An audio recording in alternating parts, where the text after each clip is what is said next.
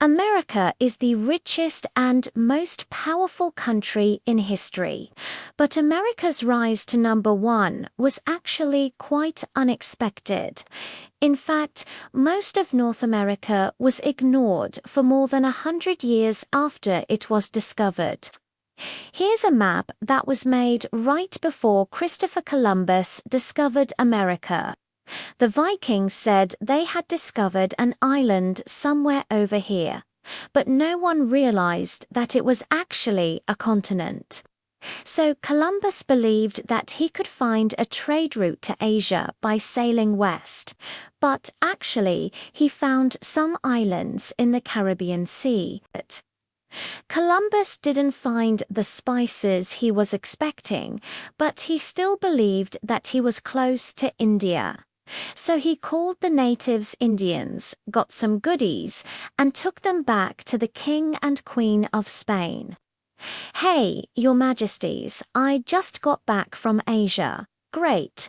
Where are the spices?"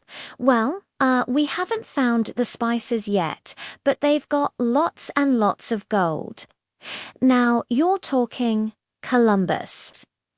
Go back. Tell them all to be Christians, and bring back that gold." A few years before Columbus claimed the West Indies for Spain, the Portuguese had discovered that they could reach Asia by sailing around Africa. So Spain and Portugal drew a line right down the middle of the map, and they agreed that all the non-Christian lands on this side of the line would belong to Portugal, and everything on the other side would belong to Spain.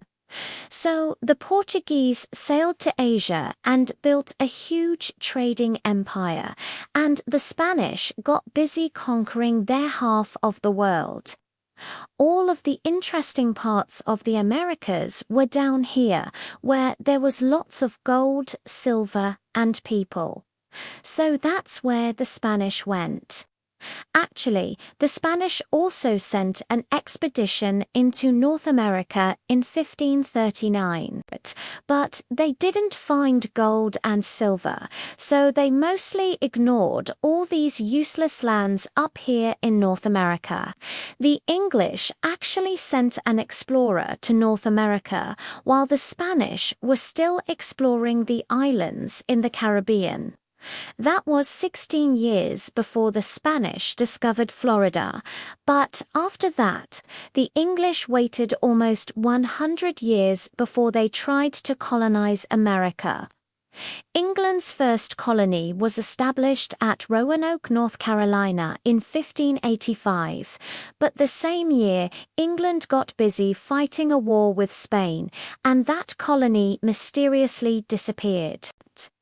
So they tried again at Jamestown, and this time it worked. Next to the Pilgrims arrived in Plymouth. The Pilgrims were strict Christians who outlawed bad stuff like gambling and celebrating Christmas. Soon, lots and lots of people were coming to America, and before long, the East Coast was covered with British colonies. Meanwhile, the French were busy claiming all the land in the middle of North America. Now it's 1754, and it's time for a war to figure out who really owns what in America. New France has a population of about 60,000 people, so they team up with some Indian tribes to help them fight. That's why it's called the French and Indian War. The British colonies have a population of more than 1 million people, and they also team up with some Indian tribes. Who do you think won? That's right, the British beat the French. At the same time, there was also a big war back in Europe, and when it was over, it was time to redraw the map. France gave half of Louisiana to Spain before the war was over to make sure Britain did get it. Then after the war, France had to give the other half of Louisiana to Britain. France also had to give Canada to Britain. Now, Britain had lots of land in America, but Britain had also spent lots of money on the war, and now they needed money. Hey colonies, you know that expensive war we helped you win? Yeah, thanks for the help. Sure, no problem. By the way, we're going to start collecting lots and lots of taxes to pay for all the help we give you. What, you never help us? We're the ones who are always helping you, and how can you tax us if we don't get to vote? The colonists weren't happy with the new taxes, and the disagreement turned into a fight, and from a fight into a revolution. On the 4th of July, 1776, the Americans declared their independence from Great Britain, and that was the beginning of the United States of America, right? Not quite. It would be 5 more years before the Americans won their War of Independence. And after they had won their freedom, they had a new problem. The government they had created was a complete mess. The 13 colonies had essentially become 13 independent countries that were only united in name. The new nation was failing, and it was failing fast. So the Founding Fathers wrote a new constitution and created an entirely new federal government that actually worked. The new constitution became official when 9 states had ratified it. And in 1789, George Washington was elected the first president of the United States. But the USA was only this big, and all the land over here belonged to Spain. So how did America get more land? Well, over in France, a guy named Napoleon seized power and started conquering Europe. Napoleon also wanted to build an empire in America, so he made a deal with Spain that would give Louisiana back to France. But the Americans needed to use the Mississippi River to send goods to and from other places, and they were afraid of what Napoleon might do if he controlled the river. So America asked France to sell New Orleans to them. You know my plans for a great empire in North America, but now I must invade Britain. We can build our empire in America after we defeat the British. But if the Americans discover our plans for America, they will support Britain, which could be fatal. But if we sell Louisiana to the Americans, they will be our friends forever, and Britain will be ours. It would be foolish to sell our largest territory, and the Americans only want New Orleans. Enough. I've made up my mind. We will sell it all. The money will fund our war with Britain. And so America bought Louisiana for $15 million. America had just doubled in size, and that was good because America's population was also almost doubling every 20 years. In those days, the average American family had 7 children, and all those kids needed some place to live. So lots of Americans moved west, where there was lots and lots of unclaimed land. Does anyone own this land? Of course not. Great, because now it's mine. But these lands, my hunting grounds, that's not proper English. You're supposed to say, these lands were my hunting grounds. In 1819, America bought Florida from Spain and agreed that this line right here would be the border between the United States and New Spain. Just 2 years later, Mexico won its independence from Spain, and America had a new neighbor. The northern territories of Mexico were sparsely populated and difficult to control.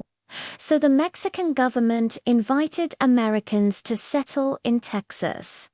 These settlers quickly outnumbered the Mexicans, and before long, the Texans broke free from Mexico and created their own independent republic. Yeehaw, we want to join the USA. Do you have slaves? Yes, we do, and we're proud of it. Sorry, we don't need any more slave states. Hey guys, I'm president now, and this is ours. In 1845, the United States changed its mind and let the Republic of Texas join the Union. Disputes over the border of Texas led to a war with Mexico. At the end of the war, the United States paid Mexico $15 million and took the northern parts of Mexico that President Polk wanted. Just 5 years later, the United States also bought another piece of land from Mexico for $10 million. Meanwhile, the British agreed to let the Americans have all of the Oregon Territory below this line, as long as the British could have everything above the line.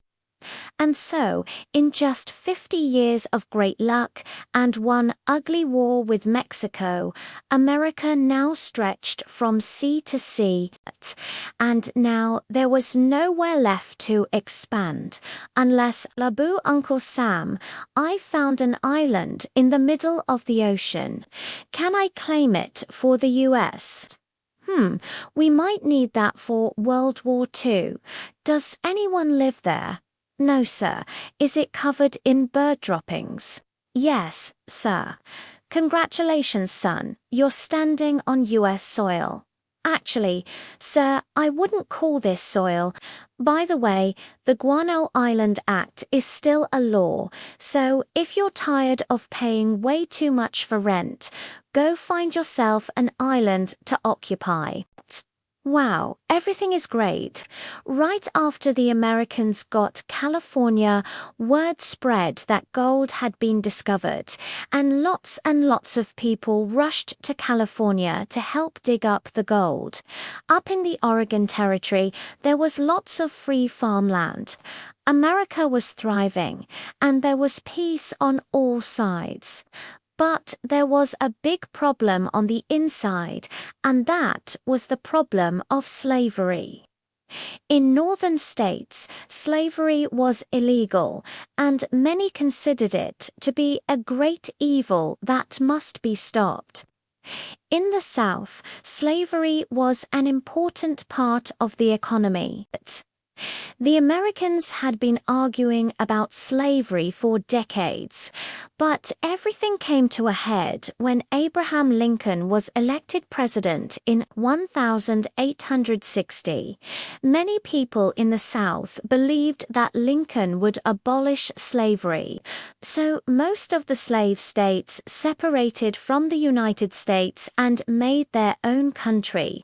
That led to a big civil war. Lots of people died. The North won, the slaves were freed, and the United States was united again. I'm sorry to hear about the assassination of President Lincoln. Yeah, another assassin tried to kill me on the same night, but I survived the stabbing. That's terrible. I mean, it's terrible that you were stabbed, but I'm glad that you survived.